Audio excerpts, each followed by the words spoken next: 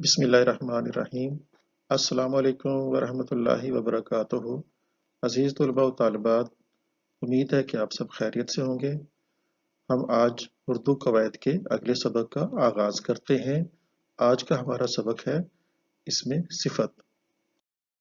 بچوں، کیوں نہ پہلے ہم اس بات پر غور کریں کہ یہ زبان، خاص طور پر اردو زبان، ہمارے لیے کیوں اتنی اہم ہے اور یہ کیسے پیدا ہوئی۔ بات یہ ہے بچوں کہ دنیا اور آخرت میں کامیابی حاصل کرنے کے لیے، ترقی کرنے کے لیے علم بہت زیادہ ضروری ہے، اور علم حاصل کرنے کے لیے زبان پر مہارت حاصل کرنا، کسی زبان کو اچھی طرح جاننا بہت ضروری ہے۔ زبان اچھی طرح آتی ہوگی تبھی ہم کوئی بات جان سکیں گے، کوئی چیز، کوئی بات سیکھ سکیں گے اور ہم آگے دوسروں کو بیان کر سکیں گے۔ تو اس لیے زبان بہت ضروری ہے۔ اب رہی اردو زبان کی بات، یہ ہمارے لیے کیوں اہم ہے۔ بات یہ ہے کہ اردو زبان ہماری قومی زبان ہے، یہ ہماری پہچان ہے، ہماری ثقافت کی علامت ہے۔ سب سے بڑی بات کہ پاکستان کے مختلف علاقوں کے لوگ مختلف زبانیں بولتے ہیں۔ ہم آپس میں ایک دوسرے کے ساتھ جو رابطہ رکھتے ہیں وہ اردو زبان کے ذریعے رکھتے ہیں، اور اردو میں ہم ایک دوسرے کو اپنی بات پہنچاتے ہیں۔ تو گویا اردو زبان پاکستان کے مختلف علاقوں کو آپس میں جوڑتی ہے۔ اب اردو زبان پیدا کیسے ہوئی دنیا کی اتنی ساری زبانوں میں؟ تو بات یہ ہے کہ بہت عرصہ پہلے برصغیر یعنی پاکستان، ہندوستان اور بنگلہ دیش میں مسلمانوں کی حکومت تھی۔ اس میں ان کی جو فوج تھی اس میں بہت ساری قوموں کے لوگ رہتے تھے، ترک، افغان، پختون، سندھی، پنجابی، بلوچ اور یہ بنگالی، اور ہندوستان کے مختلف علاقوں کے لوگ، ان کی مختلف زبانیں تھیں۔ تو اس فوج میں ان کے آپس کی گفتگو سے اور باہمی میل جول سے ایک نئی زبان پیدا ہونے لگی۔ اس نئی زبان کو نام دیا گیا اردو۔ اس کو اردو کا نام کیوں دیا گیا؟ وہ اس لیے کہ ترکی زبان کا لفظ ہے اردو، اس کا مطلب ہے فوج۔ تو یہ زبان چونکہ فوج میں پیدا ہوئی، اس لیے اس کو اردو کا نام دیا گیا۔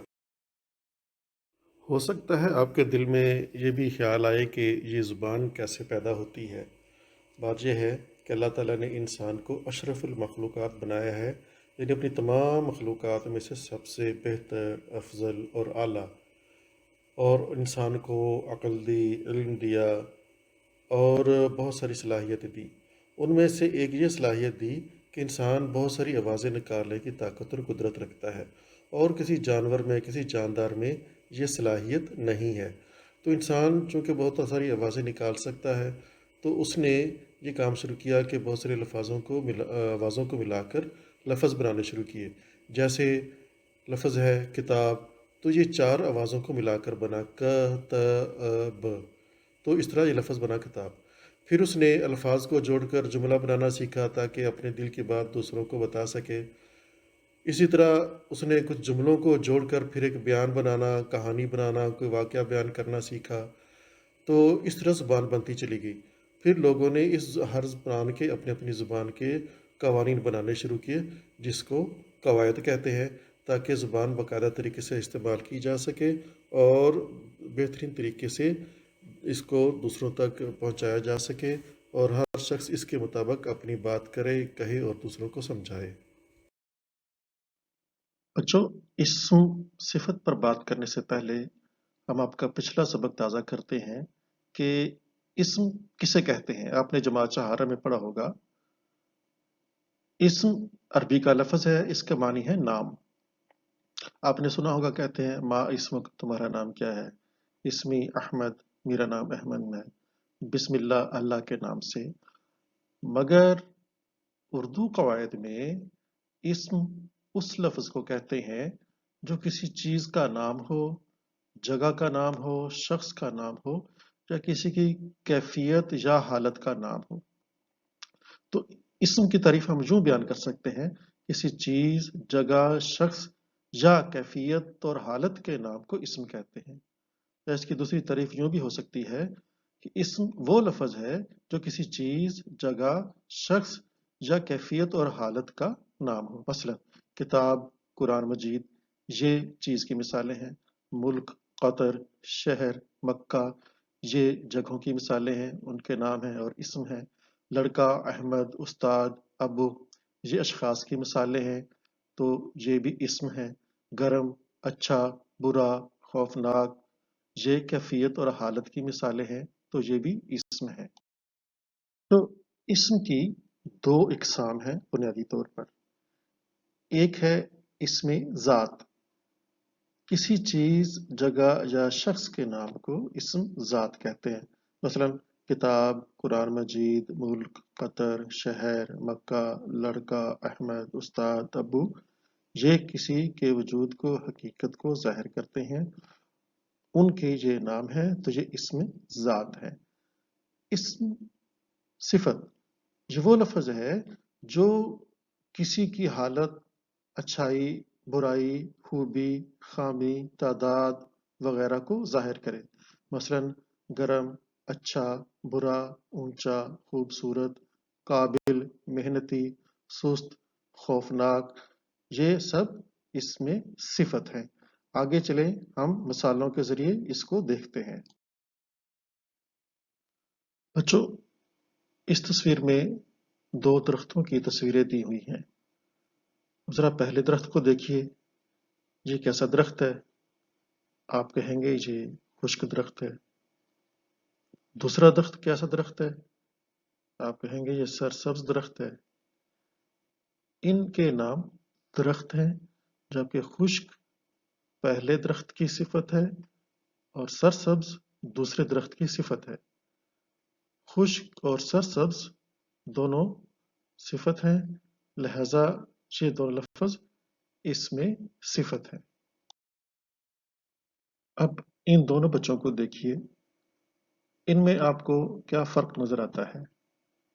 یقیناً آپ کہیں گے کہ پہلا بچہ ایک بیمار بچہ ہے اور دوسرا صحت مند بچہ ہے۔ بیمار پہلے بچے کی حالت ہے، صحت مند دوسرے بچے کی حالت ہے، اس لیے بیمار اور صحت مند دونوں اس میں صفت ہیں۔ اسی طرح اب اس تصویر میں دیکھیں، دو بچے ہیں، ان دونوں بچوں میں کیا فرق ہے؟ ظاہر ہے کہ ایک بہت تیز بچہ ہے، تیزی سے بھاگ رہا ہے، اور دوسرا ایک سست بچہ ہے، بڑی سستی سے چل رہا ہے۔ پہلے بچے کی حالت یا کیفیت تیز ہے، دوسرا بچے کی حالت یا کیفیت سست ہے، تو اس لیے لفظ تیز اور لفظ سست دونوں اس میں صفت ہیں۔ اب یہاں دیکھیے، پھلوں کی دو تصویریں دی ہوئی ہیں۔ پہلے اوپر دیکھیے، سامنے والے پھل کیسے ہیں؟ آپ کہیں گے یہ تازہ پھل ہیں، یقیناً میٹھے پھل ہیں، ان کو دیکھ کر کھانے کو دل کرتا ہے، منہ میں پانی بھر آتا ہے، تو یہ تازہ پھل ہیں۔ پھل ان کا نام ہے، تازہ ان کی صفت ہے، تو لفظ تازہ اس میں صفت ہوا۔ اب نیچے والے پھل دیکھیے، صاف نظر آ رہا ہے کہ یہ خراب پھل ہیں، ان کو دیکھنے کو بھی دل نہیں کرتا، تو پھل ان کا نام ہے اور خراب ان کی صفت ہے، تو لفظ خراب اس میں صفت ہوگا۔ یہاں دیکھیے، ان دونوں بچوں میں آپ کو کیا فرق نظر آتا ہے؟ دائیں طرف والا بچہ بہت کام کر رہا ہے، یہ ایک محنتی بچہ ہے، صاف ظاہر ہو رہا ہے، جبکہ بائیں طرف والا بچہ آرام سے نیم دراز ہے، آرام کرسی پر لیٹا ہوا ہے، مزے سے سیب کھا رہا ہے، کام نہیں کر رہا، تو یہ ایک نکما بچہ ہے۔ تو پہلے بچے کی صفت، اس کی خوبی یا اچھائی کیا ہے؟ محنتی ہونا۔ دوسرے بچے کی صفت یا یوں کہیں کہ خامی یا برائی کیا ہے؟ نکما ہونا۔ تو محنتی اور نکما دونوں اس میں صفت ہیں۔ اب یہاں دیکھیے، اس تصویر میں دو لڑکے ہیں، ایک کا نام اسلم ہے اور دوسرے کا نام اکرم ہے۔ اسلم دبلا پتلا لڑکا ہے اور اکرم موٹا سا لڑکا ہے۔ دونوں نے سرخ شرٹیں پہن رکھی ہیں۔ اسلم کمزور لڑکا ہے جبکہ اکرم طاقتور لڑکا ہے۔ اب یہ جو آپ نے جملے اوپر پڑھے ہیں، ان میں سے کون کون سے لفظ اس میں صفت ہیں، انہیں پہچانیں۔ سرخ رنگ میں لکھے ہوئے تمام الفاظ اس میں صفت ہیں۔ دو، دبلا پتلا، موٹا، سرخ، کمزور، طاقتور، یہ دونوں بچوں کی صفات ہیں یا کیفیات یا حالتیں ہیں، لہذا یہ سب الفاظ اس میں صفت ہیں۔ تو بچوں، آپ نے پہلے جو مثالیں دیکھی ہیں ان سے آپ کو اندازہ ہو گیا ہوگا کہ کس لفظ کو اس میں صفت کہتے ہیں۔ تو ہم اس کے مطابق اسم صفت کی تعریف یوں بیان کر سکتے ہیں: وہ لفظ جو کسی کی اچھائی، برائی، حالت، تعداد، مقدار یا کیفیت کو ظاہر کرے اسے اسم صفت کہتے ہیں۔ مثلا گرم، اچھا، برا، اونچا، خوبصورت، قابل، محنتی، خوفناک، سست، یہ سب اسم صفت کی مثالیں ہیں۔ یہاں آپ کے سامنے 6 جملے دیے گئے ہیں، ہر جملے میں کوئی نہ کوئی اسم صفت موجود ہے۔ آپ نے یہ کرنا ہے کہ ان میں سے اسم صفت تلاش کرنا ہے اور اپنی کاپی میں اس کے سامنے لکھنا ہے۔ اس سے آپ کو اندازہ ہو جائے گا کہ آپ کو اسم صفت کی سمجھ آ گئی ہے۔ تو بچوں، آج کا آپ کا یہ سبق ختم ہوا۔ امید ہے آپ سمجھ گئے ہوں گے کہ اسم صفت کسے کہتے ہیں۔ ایک ورک شیٹ آپ کو بھیجی جائے گی، آپ اس کو حل کریں اور اپنے استاد کو دکھائیں۔ اپنا خیال رکھیے گا، نماز کی پابندی اور والدین کی خدمت اور فرمانبرداری کریں۔ اللہ تعالیٰ علم کے حصول میں آپ کی مدد فرمائے۔ اللہ حافظ۔